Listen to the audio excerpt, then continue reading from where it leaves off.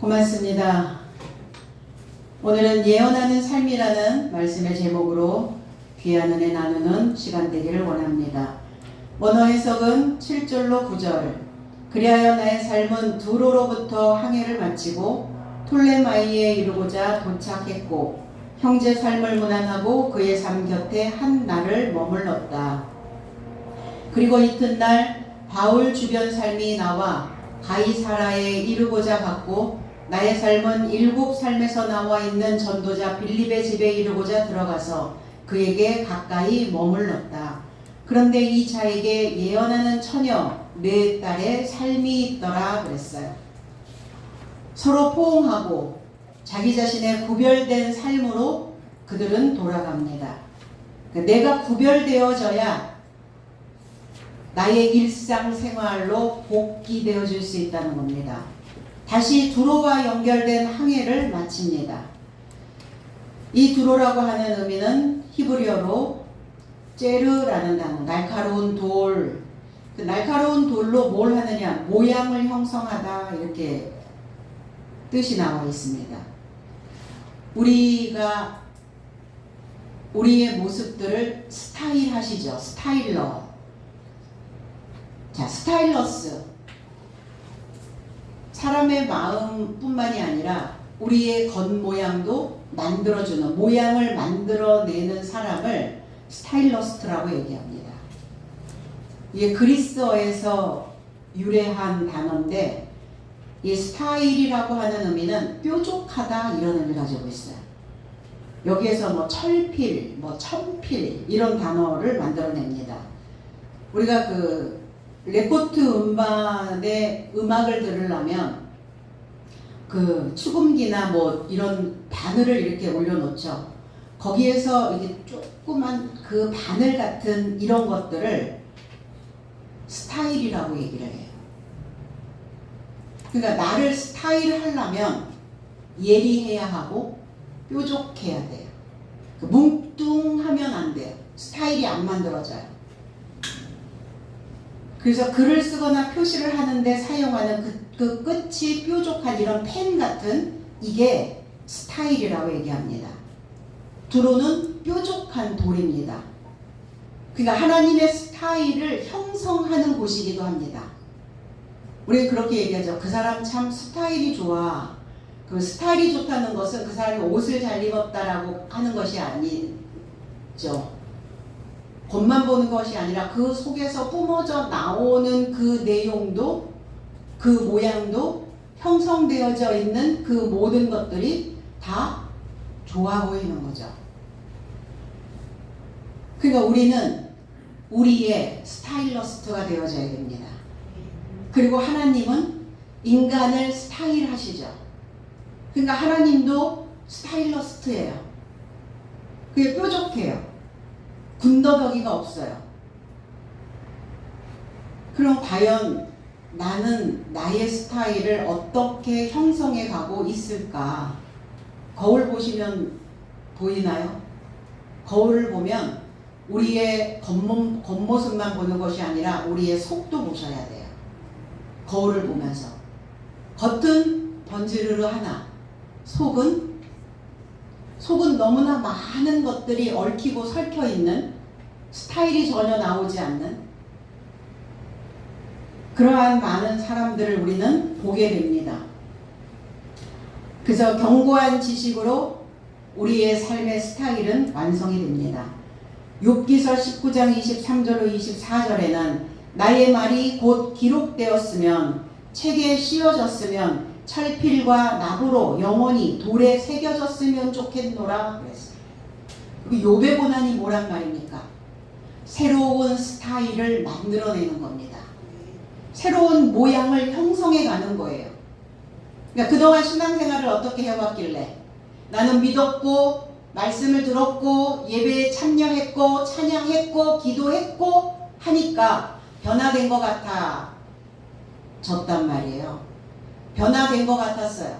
그런데 그 예전의 스타일 가지고는 하나님의 영광을 드러낼 수가 없거든요. 자칭의인이 되어져 있었기 때문에 하나님 다시 손보시는 거예요. 새로운 스타일을 만들어내라고. 그러니까 그 뾰족한 걸로 다 그 사이사이를 다 깎아내고 다듬어내려고 하니까 얼마나 아프고 얼마나 찔리겠어요. 그게 고난이에요, 인간에게는. 내가 기존에 가지고 있었던 그 습성들을 다 바꿔내야 되는 이러한 상황들. 욥의 고난. 욥의 인내를 들었거니와 그랬어요. 그럼 인내하는 자만이 스타일이 완성될 수 있겠죠. 나의 말이, 내가 발언하는 모든 것들이 다 규정되어지고 새겨졌으면 좋겠다. 어디에? 나라고 하는 그 증서에, 나라고 하는 그 두루마리에. 사람들의 마음속은 두루마리와 같아요. 이렇게 똘똘 말려 있거든요. 그러니까 이거를 쫙 펼치지 않으면 내 마음의 형성이, 내 마음의 상태가 어떻게 되어지는지 잘 안 보여요. 그러니까 내 마음의 스타일을 못 만들어낸다는 겁니다. 그 증서가 그 증서에 쓰여졌으면 좋겠다. 금속판에 새긴 법률입니다. 그러니까 이 금속판, 내 법률을, 하나님의 법률을 새기려니까 철필로 긁어야 되겠죠. 그렇게 새겨지지 않으면 사람들은 내가 내 모양을 어떻게 형성해 가는지조차도 알아보지 못한 상태로 그냥 삶을 무조건 살게 된다는 겁니다. 그 철필, 찌르는 것, 그 강철로 나를 꾸짖고 나를 그냥 내리치고, 그리고 납으로, 철필과 납으로, 이 납이라고 하는 의미는 이 회색이 되다 그랬어요. 회색, 먼지 같은 색깔. 그러니까 내 안에 이미 형성되어져 있는 이 생각들이 이 먼지처럼 다 가루가 되어져야 돼요.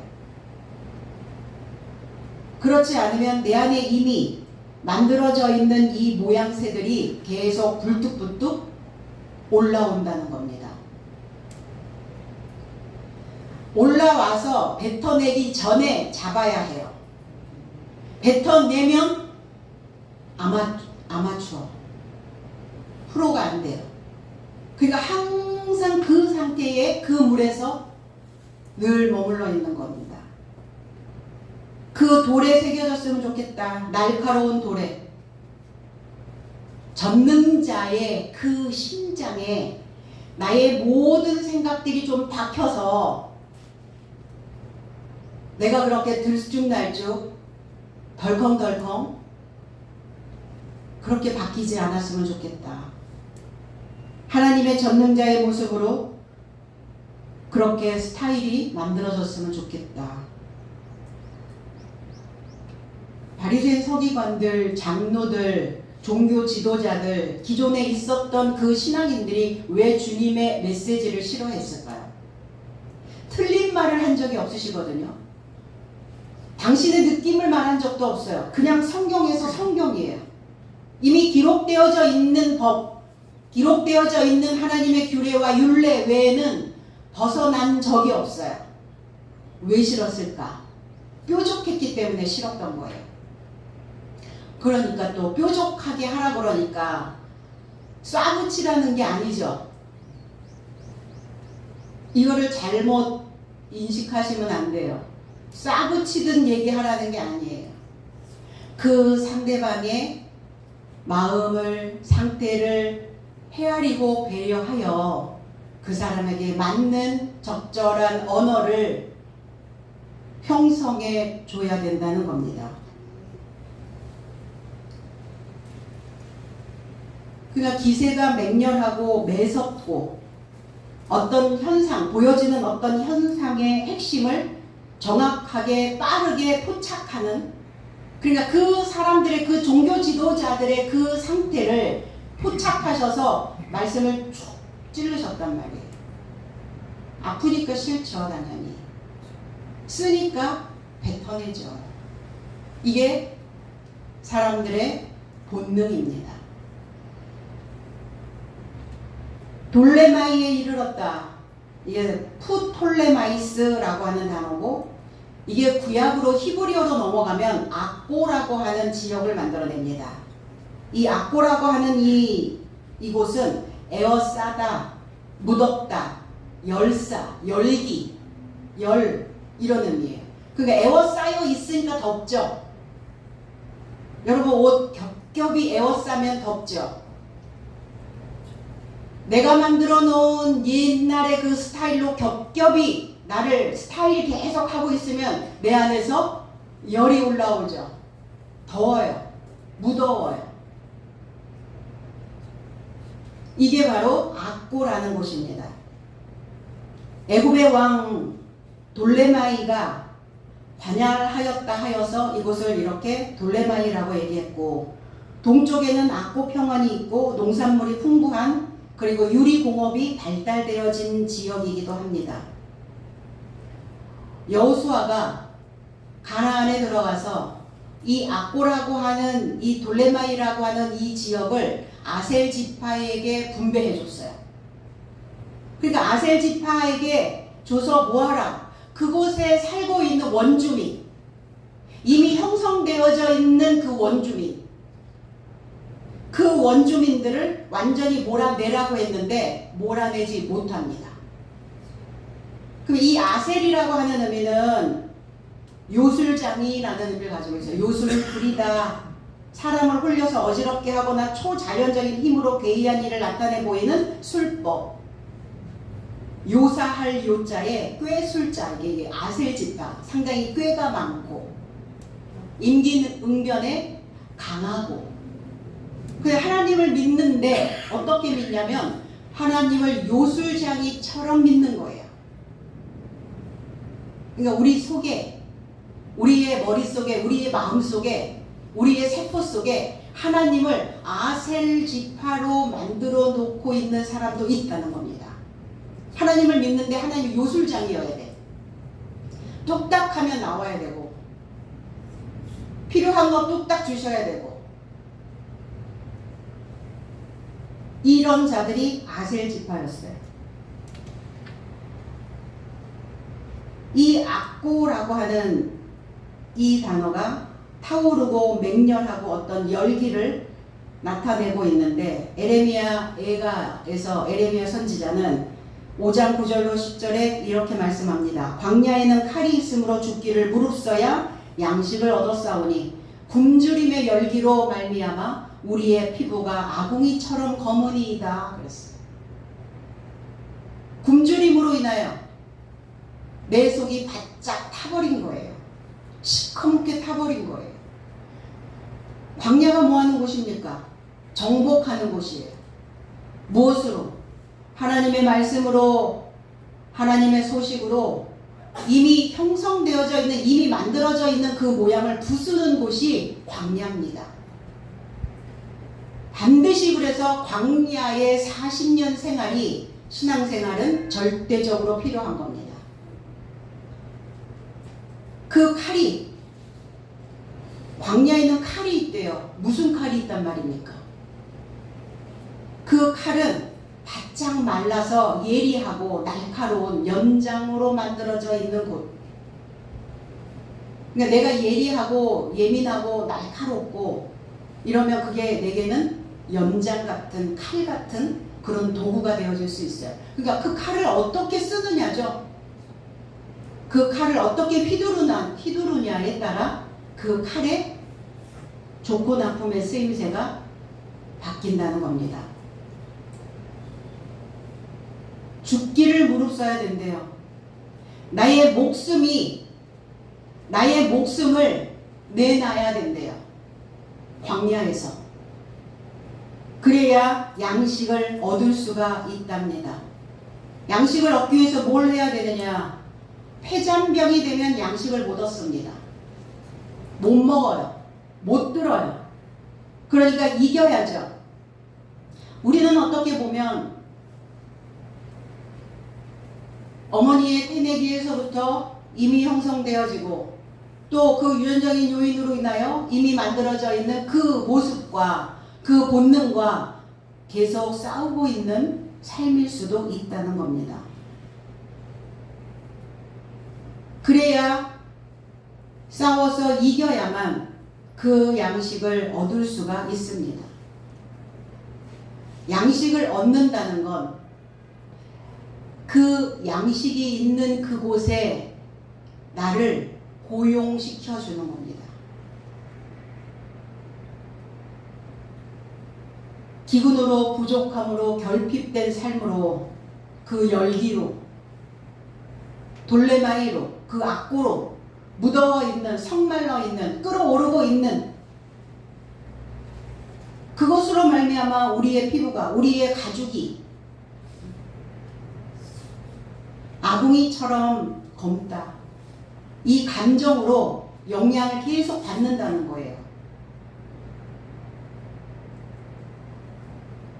화로 속에 나를 던져놓는다고 생각을 해보세요. 내가 그슬려질 수밖에 없겠죠. 내 안에 난로가 있어요. 늘 타죠. 거기에 들어가면.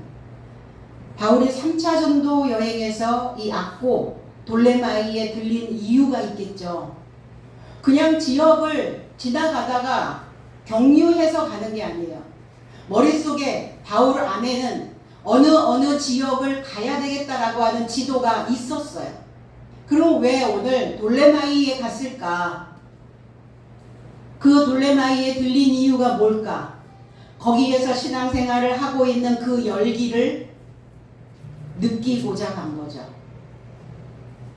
그들의 열기가 하나님을 향하여 있는지, 또 아셀지파처럼 하나님을 요술장이로 믿고 있지는 않는지 안부를 묻고 있는 겁니다. 우리가 문안을 하죠. 평안하십니까? 잘 지내십니까? 안녕하세요? 이것도 문안이죠. 근데 이 안부를 묻다, 이 안부라고 하는 단어에 아스파조마이라고 하는 이 단어에 팔을 접다라는 뜻을 가지고 있어요. 팔을 접다. 이게 안부예요. 팔이 접혀야 안부가 되어질 수 있다. 이게 이제 이 팔꿈치에서부터 이 가운데 손가락 요 길이를 규빗이라고 얘기합니다. 그러니까 이 팔을 접어야 포옹을 할 수 있고, 이게 접혀야, 그래야 상대방에게 때로는 나 자신에게 문안을 할 수 있다는 겁니다. 우리는 다른 사람들에게는 문안을 하죠. 근데 내 안에 있는 나에게는 문안하십니까? 내 안에 계신 하나님께 문안하십니까? 이 규빗이라고 하는 의미가 측량의 어머니라는 뜻이에요. 측량의 어머니. 아, 넌 가정 교육이 참 잘 되었구나. 어머니로부터 그런 교육을 받았구나. 그 사람을 평가할 때 측량을 하죠. 측정을 하죠. 어머니로부터 배운 것. 가정으로부터 배웠던. 가정에서 배운 가정교육. 이런 의미를 이 규빗이 나타내고 있습니다. 그래서 어머니라고 하는 의미를 가지고 있어요. 넓은 의미의 넓은 어머니. 마태오 10장 12절에 그래서 집에 이르고자 들어가면서 그 집을 문안하라 그랬어요. 그러니까 문안하려면 내 속에 사람을 죽이는 칼을 빼지 않아야죠.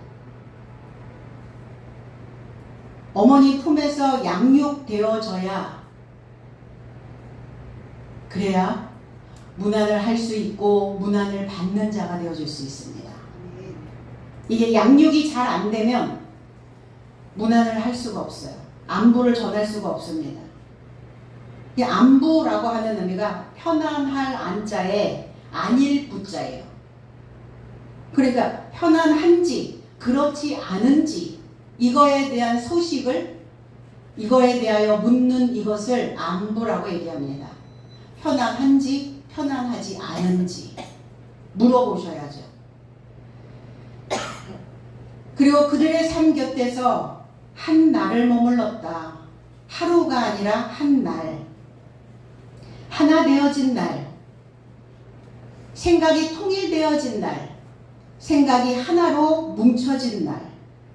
생각이 하나로 뭉쳐질 수 있도록 그 날을 사도 바울이 그들과 함께 있었다고요. 그 집단 안에서 생각이 하나가 되지 못하면 삐죽 튀어나오죠. 뭐가 이렇게 삐죽 튀어나와. 그럼 모양새가 좋지 않단 말이에요. 이렇게 도려내야죠. 다듬어야죠. 그래서 그들을 다듬어내는 날, 그들과 하나 되어진 날, 그 생각이 모아진 날, 그 생각이 통일되어진 날, 그들을 군사로 편성되어져서 그 한 대열의 항호를 차리게 한 날, 이 날을 한 날이라고 얘기합니다. 이 에하드라는 단어예요. 말라기 2장 15절에 여호와는 영이 충만하였으나 오직 하나를 만들지 아니하셨느냐? 어찌하여 하나만 만드셨느냐? 이는 경건한 자손을 얻고자 하심이라. 그러므로 내 영을 삼가 지켜 어려서 맞이한 아내에게 거짓을 행하지 말지니라.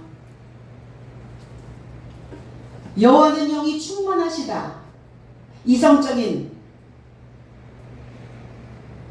그리고 그 의사를 표현하고 이성적으로 활동할 수 있는.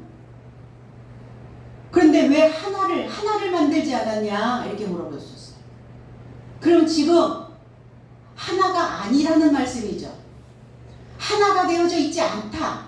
그러기 때문에 내가 지금 하나를 만들지 아니하였느냐. 그럼 왜 하나를 만들었느냐. 통일된 생각으로 너와 나의 생각이 같아질 수 있도록, 말씀 66권이 같은 맥락으로 이어질 수 있도록, 어려서 맞이한 아내, 어려서 맞이했다는 것은 어린아이, 종으로 있었을 때, 하인으로 있었을 때, 노예로 있었을 때, 성장하지 못한 그 상황에 있는 그 사람을, 그 아내를, 그 아내가 누굽니까? 현존하기를 소망하는 그들에게 거짓을 행하지 마라. 믿기만 하면 무조건 다 천국 행이고, 믿기만 하면 다 구원이고, 믿기만 하면 다 축복이고, 믿기만 하면 무조건 다 스타일이 만들어진다. 하나님의 형상으로. 거짓말하지 마라. 믿는 것과 아는 것에 통일되어져야 된다. 통일. 우리 그런 말을 하죠. 그거 그렇게 하나 이렇게 하나 마찬가지야. 이런 표현들 하시죠. 마찬가지야. 이 말의 어원이 마치 한 가지라는 그 말이 줄어들어서 된 말이에요. 잎사귀의 모양새는 다 다를 수 있어요. 거기에 매달리는 열매의 크기와 작기와 또 거기에 농도와 빛깔이 다 다를 수는 있어요. 그러나 근본은 같아야 된다는 얘기예요. 다 각자의 다른 모양을 하고 있다 할지라도 내 속에 있는 그 마음 상태는 여호와와 마찬가지여야 된다는 겁니다.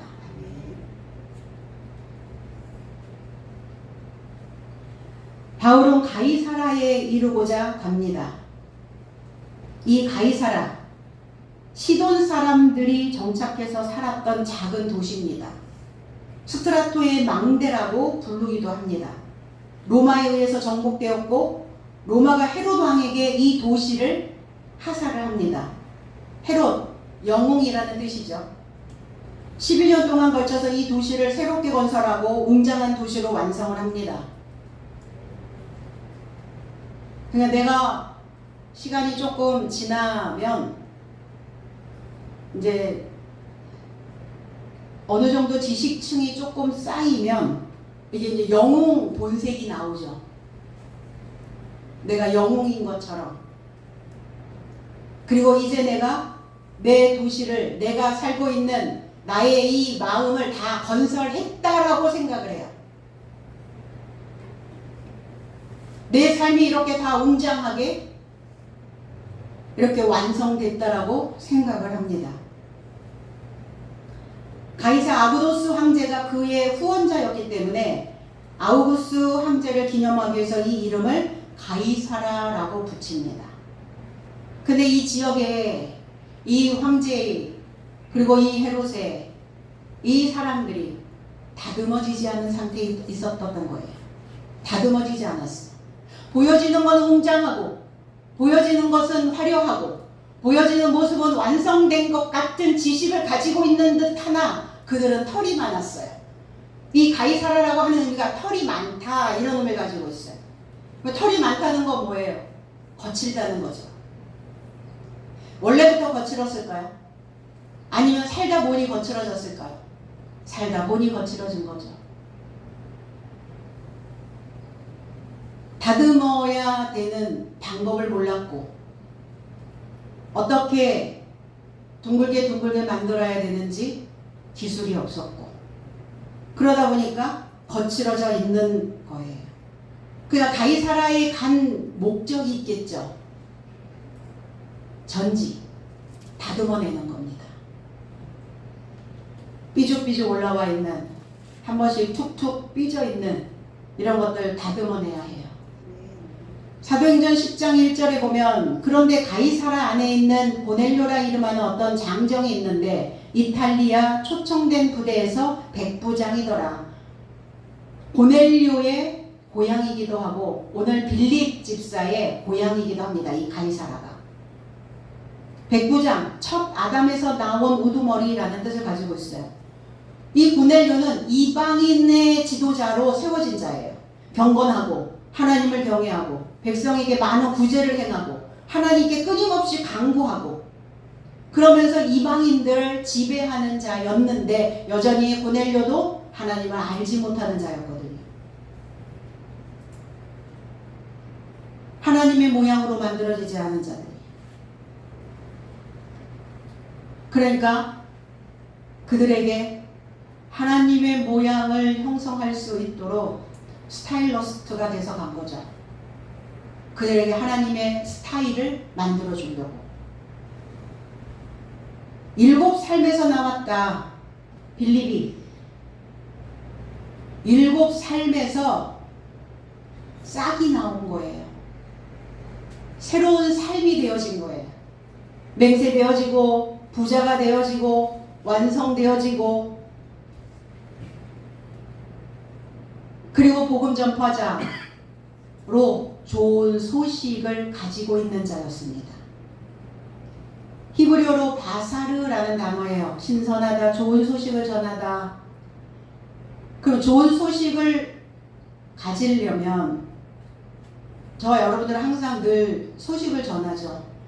내 안에 항상 소식을 갖고 있죠. 머리를 연마하여 그 연마된 생각으로 집을 짓는 것, 이것을 복음이라고 말합니다. 이사야 65장 4절에 그들이 무덤 사이에 앉으며 은밀한 처소에서 밤을 지새며 돼지 고기를 먹으며 가증한 것들의 국을 그릇에 담으니라.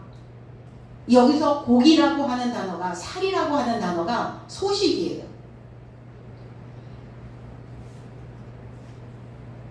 그래서 이슬람권에 있는 사람들은 돼지고기를 안 먹죠.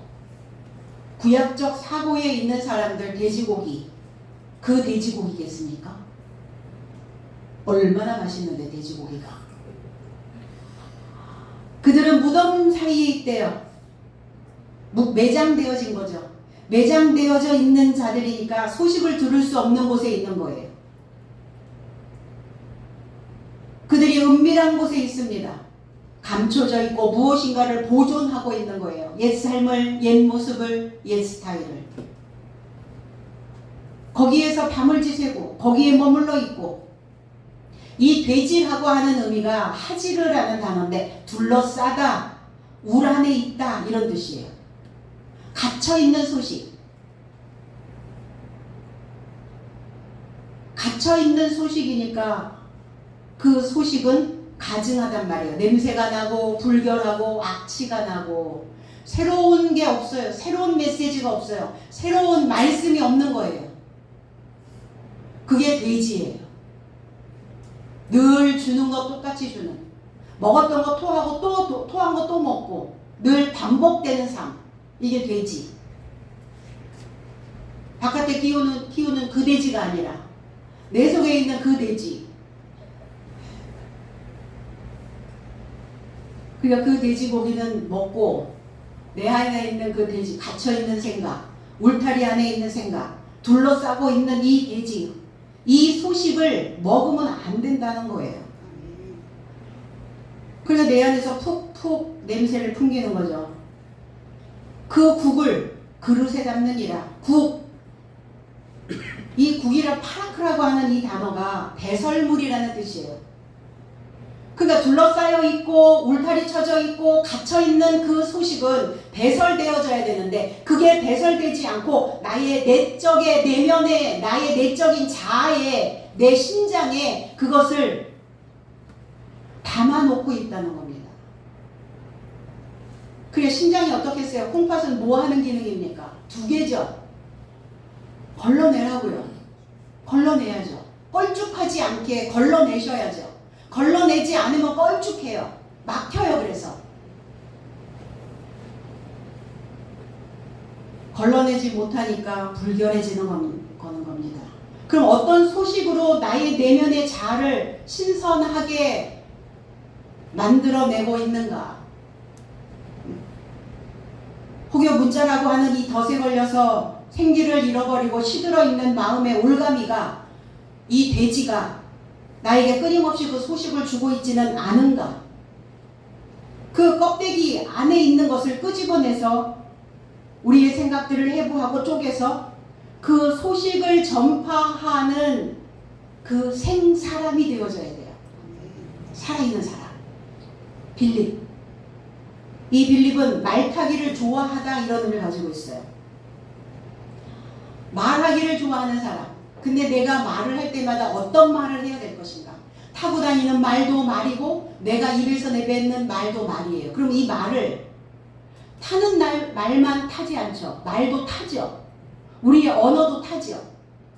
아, 얘가 사람의 말을 잘 타요. 그 언어를 잘 타야죠. 그래서 그 말은, 발없는 말이, 발없는 언어가 천리를 간답니다. 사람들 속에 들어갈 때 이 언어가 과연 어떤 소식을 주는 것일까를 생각하셔야 해요. 혹시 갇혀있는 돼지 아니야? 꽁꽁 싸매고 있다가 그거 팍팍 이렇게 그 집에 이르고자 머물고자 바울은 그 집에 들어갑니다. 빌립의 집에. 7의 완전한 결실기까지 변화를 내 삶에 주려면 상당한 시간이 필요하죠. 그래서 내 안에 본성을 누르는 노력이 필요합니다. 그걸 누르려니까 불편하죠. 확 뱉어내면 되는데. 그러니까 이 불편함을 편안함으로 만드는 것이 새로운 습관을 만들어내는 힘이기도 합니다. 그 악순환의 고리를 먼저 끊어내야 된다는 겁니다. 그 빌립에게는 딸이 넷이 있었어요. 딸. 이사야 62장 11절에 여호와께서 땅 끝까지 선포하시되 너희는 딸 시온에게 이르라. 보라, 너의 구원이 이르렀느니라. 보라, 상급이 그에게 있고 보응이 그 앞에 있느니라 하셨느니라 그랬어요. 땅 끝까지, 안에서부터 바깥까지 보여지는 것만이 아니라 내 내면에서부터 바깥에까지, 내면이 채워지면서 이 바깥에까지, 땅 끝까지 내 삶이 보여지는 그 모든 것까지, 거기까지 소리가 나가야 돼요. 소식이 들어가야 됩니다. 선포하신다는 거예요. 그 딸은 어떤 의미냐? 짓는 거예요. 자식 농사, 자식 지었다 이렇게 얘기하죠. 집으로 표시되어지며 집.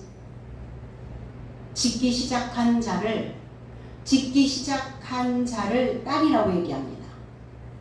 다 지어져 완성된 집을 아들이라고 말합니다. 그래서 아들을 뭐라고 그래요? 우리 집 기둥 이러잖아요. 그럼 내 안에 지금 딸부터 시작하는 딸. 내 안에 딸이 있어요. 넷이 있어요. 딸이 넷이 있어야 돼요.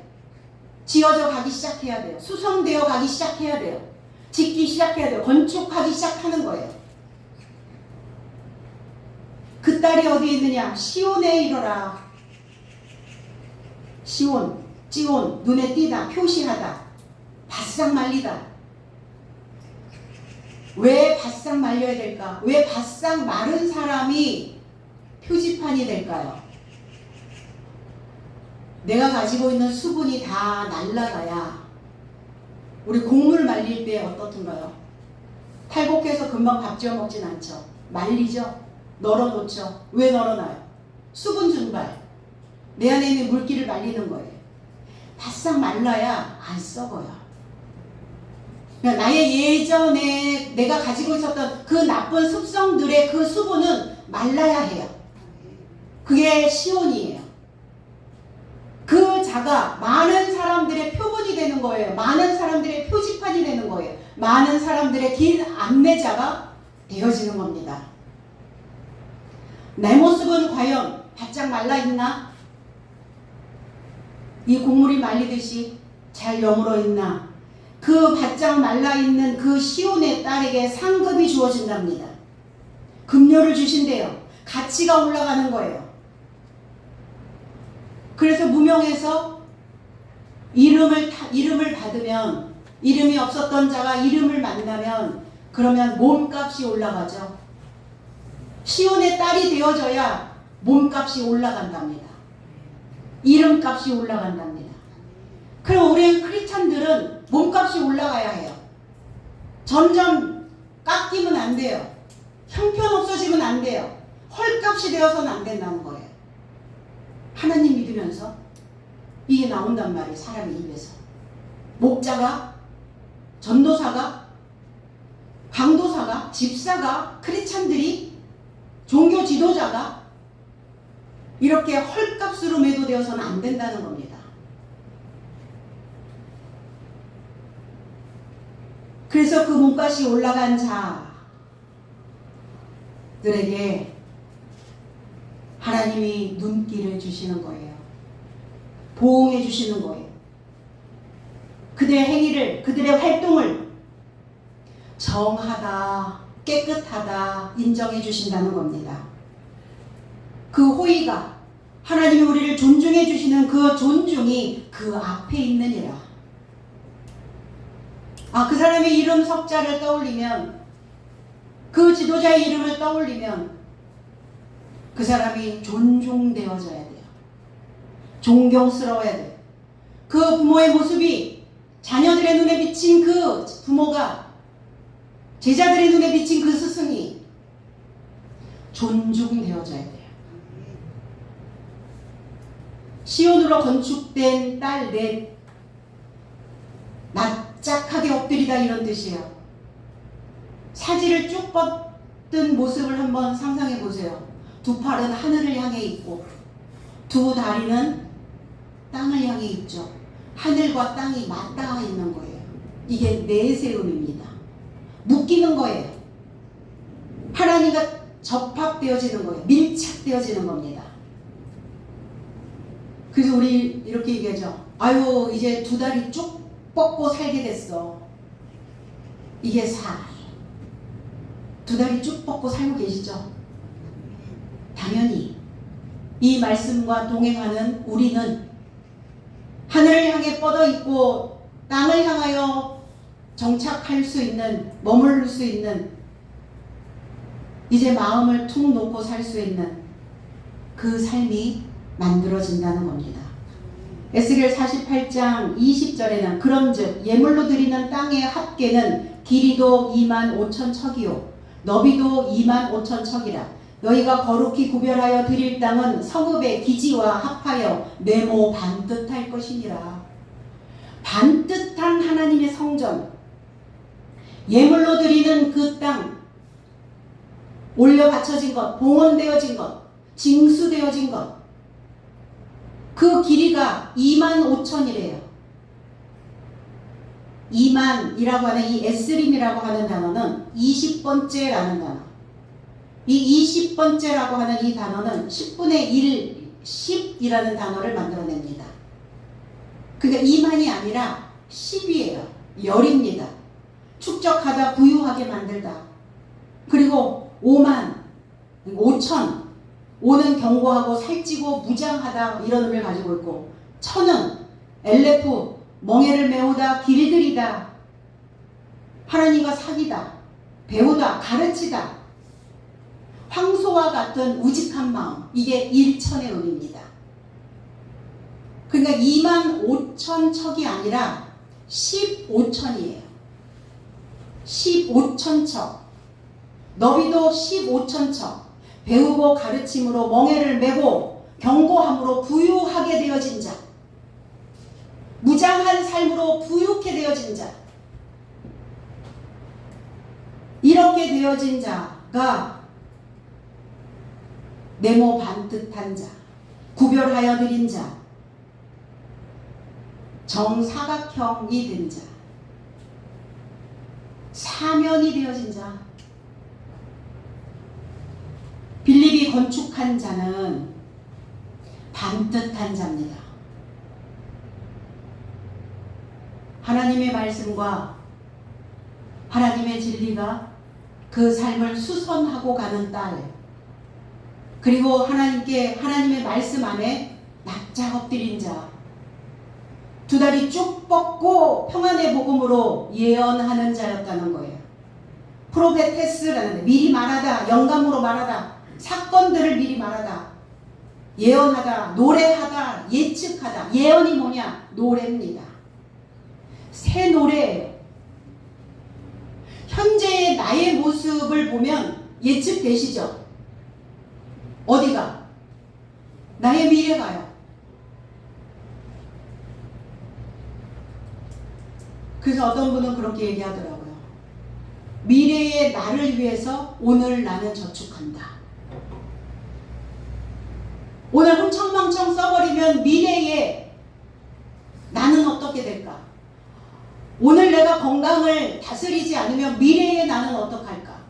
오늘 내 마음의 상태를 내가 다듬어내지 않으면 미래에 나는 어떻게 될까? 그래서 미래의 나를 위해서 오늘 나의 삶을 잡는 거예요. 다스리는 겁니다. 다 나와 있잖아요.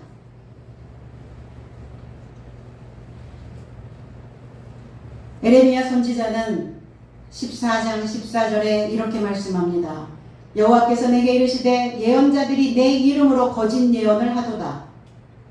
나는 그들을 보내지 않았고 그들에게 명령하거나 이르지 아니하였거늘 그들이 거짓 계시와 점술과 헛된 것과 자기 마음의 거짓으로 너희에게 예언하는도다.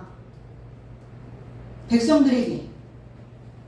근데 그 지도자들만 문제가 아니다. 거짓 예언자의 예언을 받은 백성들도 기근으로 바짝 마르게 할 것이다. 그들도 망할 것이다. 성경은 그렇게 표현합니다. 하나님은 그렇게 보시는 거예요. 그러니까 이 백성들이 우둔해져 있으면 안 된다는 겁니다. 이제 역주행 하셔야 된다는 역주행. 지도자들이 우둔하면, 지도자들이 못 깨달으면 오히려 백성들이 올라와야 된다는 얘기예요. 깨어나야 된다는 겁니다. 그들을 보내지 않았고 그들에게 하나님의 법이나 하나님의 진리를 준 적 없다. 그들은 자기들의 생각으로 예측하고 자기들의 것으로 계시하고 가르치는 자들이다. 저와 여러분들은 다 예언자입니다. 이미 예언하고 있는 거예요. 앞으로 어떻게 될 것인가를 예측하고 가는 겁니다. 여호와께서 주신 규례대로 덮여 있는 자들의 생각들을 제거해주는, 계시해주는 그 예언자여야 된다는 겁니다. 헛되고 텅 빈 공허한 그 내용이 아무것도 담겨져 있지 아니하는 그러한 메아리를 듣는 그 공허한 소리를 말하는 그러한 자가 예언자가 아니라는 거예요. 무당이 점치듯이, 점성가들이 점을 치듯이, 철학자들이 뭐 문자로 뭘 푼다, 뭐 글자로 푼다 이렇듯이 그게 예언이 아니라는 겁니다. 오늘 우리 모두가 다 올바른 예언자로 다시 세워지기를, 수선되어지기를, 회복되어지시기를 예수 그리스도 이름 안에서 축복드립니다. 기도하겠습니다.